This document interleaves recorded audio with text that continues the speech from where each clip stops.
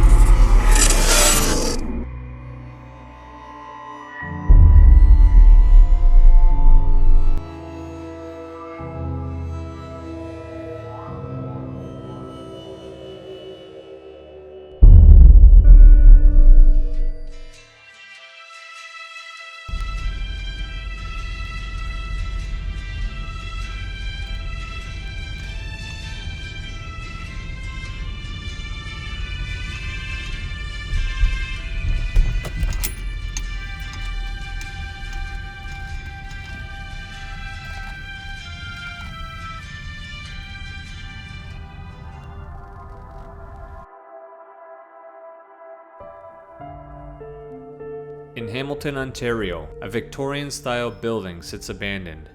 Boarded up and rotting away, one would wonder why this building is still standing here.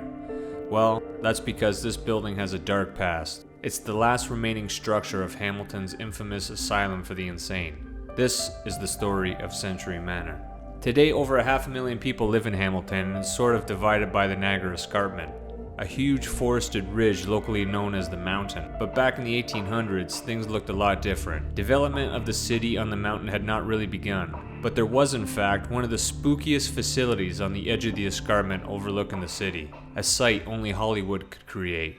Although this building is quite large, Century Manor was just one section of a much larger structure that was the Hamilton Insane Asylum. It all began operation in 1876. The Barton Building was the first structure built on the property, and it grew fast. It was initially intended to treat alcoholics. However, there was more need for beds for the mentally disturbed, and it eventually became its sole concern. In 1884, East House, now known as Century Manor, this place right here, opened as part of the old Hamilton Asylum as a reception hospital to house patients that were severely disturbed or mentally ill. It had also served as a detention center for the criminally insane from 1890 to 1921. The whole facility stood on a farm with over 500 acres of land, making it extremely self-sufficient in providing all the necessary food for the patients. It had to be. Right up into the 20th century, it was only accessible by a dirt road, making it quite isolated. Everything from cattle, chickens, pigs, as well as fruits and vegetables came from the farm, right here at the asylum. Patients were pretty much laborers, creating their own resources, and eventually the land had its own bakery, butcher shop, root cellar, and even a milk processing house. This place is unreal. I would love to get inside, but it's pretty much boarded everywhere. 3/4 inch ply, every window and door. I don't think I'll be getting in here. And if I try to break one of these down, there's some groundsmen on the site. I just don't want to get busted for breaking into a heritage building.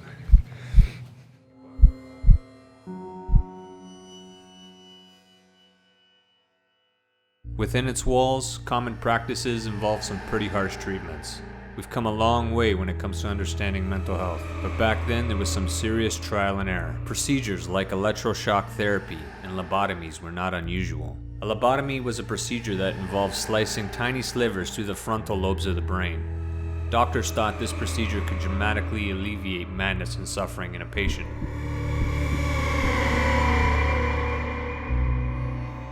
And when patients became violent or hysterical, techniques of calming them down were just as cruel. If giving them a large dose of booze didn't work, there were contraptions like the Utica crib, a coffin-like box patients were placed in, made with solid oak slats and lined with only straw. The patient would only have about a foot of airspace between them and the locked lid. My guess, a terrifying experience. Dry packs were another method used for restraint.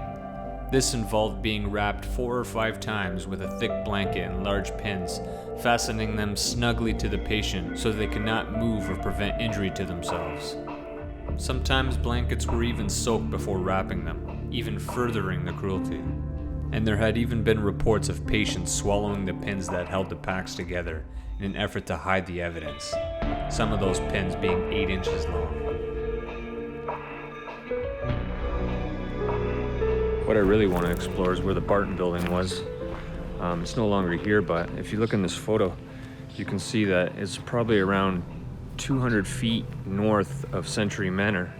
And I kind of want to just walk over that direction and see if there's any thing existing from that building, like a piece of foundation or piece of roofing or brick. I think that'd be really cool to find something like that, because that place really intrigues me. It kind of reminds me of, like, you know, Wayne Manor, Bruce Wayne's house. It's just such a cool looking building. As you can see, I'm walking in this direction now, and there's not much left over here but tall grass and weeds. I'm gonna walk into the field and see if I can find anything, because this is where the original Barton building would have stood, overlooking the escarpment. That tree line there is kind of the edge of the escarpment, and as you can see, there's nothing left here.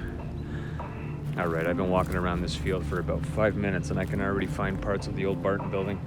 There's pretty much bricks scattered all over the field. Right here. I haven't found any parts of the old foundation. That was all probably torn up and backfilled. But it's pretty neat to find some of this old stuff laying around.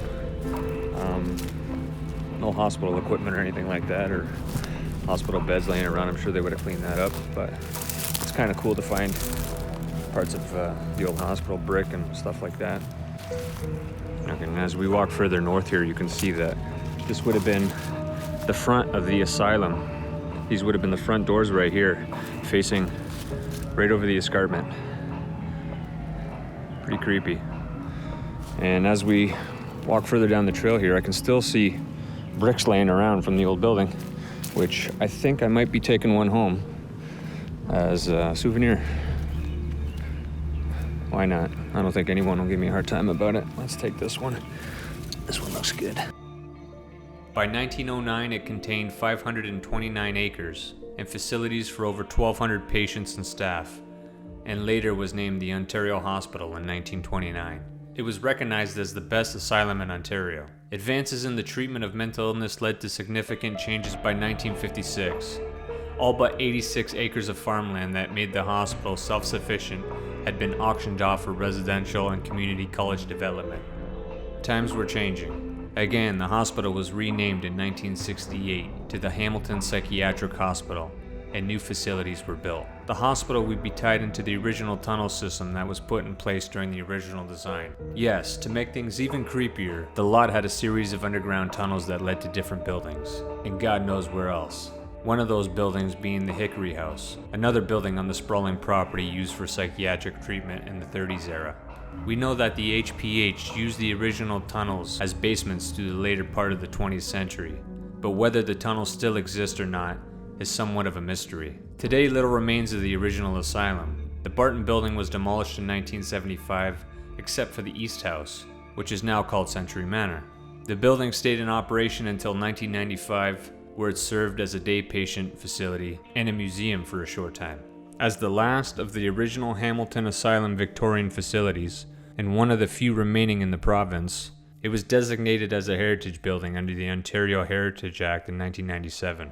I really hope Century Manor gets restored in the near future and reopens as a museum once more, showcasing some of the things used to treat patients in the past. It's a dark history, but nevertheless it's still history, and it shows you just how far we've come to understanding mental health. It's just another moment in time. Thanks for watching. If you guys liked the video, leave me a like and don't forget to subscribe to the channel.